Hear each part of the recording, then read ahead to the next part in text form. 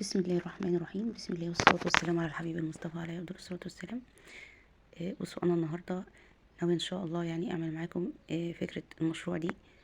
هي دي علب تشيز كيك، تمام. بتبقى حلوة قوي في أفكار المشاريع اللي بتطلع من البيت للسوبر ماركت والكافيهات والحاجات اللي هي بتبقى إيه، منافذ البيع للحاجات اللي زي دي، تمام.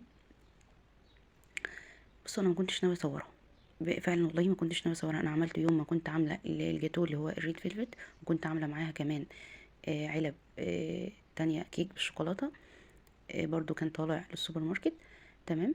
فانا ما كنتش ناوي اصورها، بس رجعت في اخر لحظه كده قلت خليني اصوره بحيث ايه، يعني كفكره لاي واحده عايزه تشتغل في الغلا الفظيع اللي احنا فيه ده من بيتك.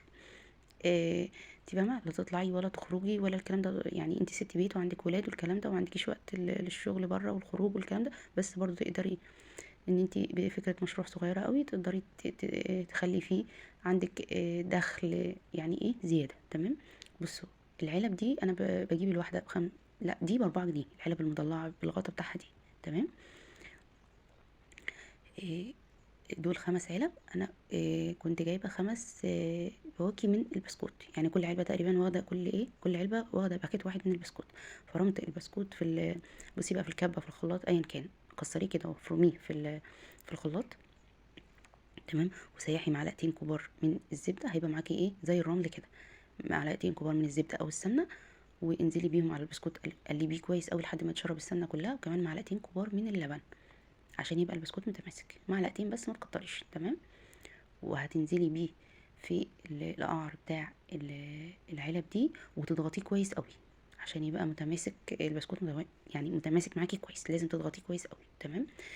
هنا بقى انا حطيت كريم شانتيه، قلت لكم انا كنت عاملاه يوم ما عملت الجاتو، انا قلت لكم برضو ان انا ما صورتش الكريمه في الفيديو بتاع الجاتو لان انا كنت عامله كميه كبيره، لكن زي ما قلت لكم انا بحط كوبايه الكريم شانتيه عليها كوبايه ميه وقابله للزياده اللي هو كواليتي تارجت، عليها معلقتين كبار من الكريم باستري على معلقتين كبار من السكر، وبضرب زي ما بتقبل معايا. ولكن كريمه التشيز كيك لازم تبقى متماسكه يا جماعه، عشان لما اجي احط الجيلي ما ينزلش تحت، تمام. لازم تبقى متماسكه مش سايحه خلاص زي علب الشوكولاته والكلام ده.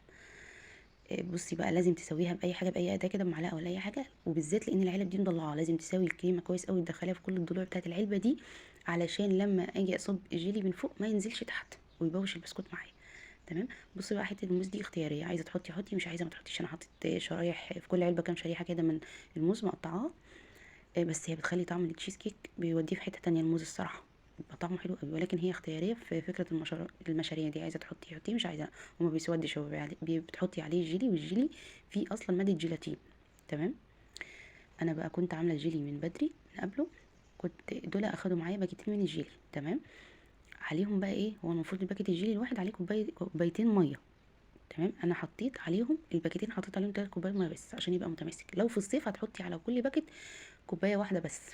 حطيت كوبايه ميه على النار غليت، نزلت عليها ب4 معالق من السكر كبار، ونزلت عليها بال2 باكيت جيلي، قلبتهم، وبعدين زودت كوبايتين ميه ساقعه وسبته لحد ما تماسك معايا. بصوا اول ما بيبدا يتماسك ارجعي ربيه بالمعلقه كده، يعني قلبي فيه هيفك، ولكن هو بيبقى خلاص متماسك مش سايح، فاهميني؟ عشان بس لما تصبيه في العلب يبقى شكله كويس، ما تحطوش كتل كده، تمام. معلش سامحوني ان انا ما صورتش الخطوات، انا ما كنتش ناوي اصوره كله والله، بس انا قلت يعني يمكن لعل وعسى تكون ايه فكره مشروع لاي واحده حابه تزود في الدخل بتاعها، تساعد جوزها مع اولادها والكلام ده وانتي في بيتك. وفكره مشروع التشيز كيك ده حاجه طعمها تحفه تحفه، وفكرته سهله جدا، تمام. بتحسبي تكلفتك وسعر البيع، وبتظبطي وضعك على كده، وتشوفي المكان اللي انتي هتطلعي فيه، تمام.